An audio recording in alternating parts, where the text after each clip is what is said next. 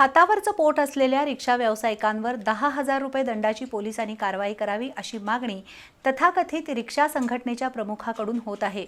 या विक्षिप्त व्यक्तीच्या सांगण्यावरून गोरगरीब रिक्षाचालकांवर कारवाई करू नये अशी मागणी कोल्हापूर जिल्हा रिक्षाचालक अन्याय निवारण समितीच्या शिष्टमंडळानं पोलीस अधीक्षक निलोत्पल यांच्याकडे निवेदनाद्वारे केली आहे। कोल्हापूर शहरातील एका तथाकथित रिक्षा संघटनेचा प्रमुख सातत्यानं वरिष्ठ पोलीस अधिकाऱ्यांकडे तक्रार करून आणि निवेदन देऊन रिक्षा व्यावसायिकांवर मोठ्या दंडाची कारवाई करण्याची मागणी करतोय। त्याविरोधात कोल्हापूर जिल्हा रिक्षा चालक अन्याय निवारण समिती पोलीस अधीक्षकांची भेट घेतली। मागील काही वर्षात शासनानं मुक्त परवाना धोरण अवलंबलंय, त्यामुळे रिक्षांची संख्या वाढत चालली आहे। त्यामुळे हा व्यवसाय पूर्णतः मोडकळीला आलाय।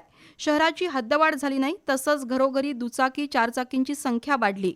परिणामी रिक्षा व्यवसायावर त्याचा अनिष्ट परिणाम झालाय। त्यामुळे रिक्षा व्यावसायिकाला उदरनिर्वाह करणं कठीण झालंय।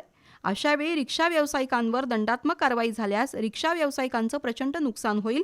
त्यामुळे अशा पद्धतीच्या कारवाया पोलीस दलानं करू नयेत अशी मागणी कोल्हापूर जिल्हा रिक्षा चालक अन्याय निवारण समितीनं पोलीस अधीक्षक निलोत्पल यांच्याकडे निवेदनाद्वारे केली आहे। यावेळी सुभाष शेटे, राजेंद्र जाधव, चंद्रकांत भोसले, अविनाश दिंडे, नरेंद्र पाटील, राकेश गायकवाड, राहुल पोवार, अरुण घोरपडे, ईश्वर चन्नी, अतुल पोवार, जाफर मुजावर, भागवत घोडके, शाहरुख बागवान, बाळासो सादिलगे, साहिल सय्यद उपस्थित होते।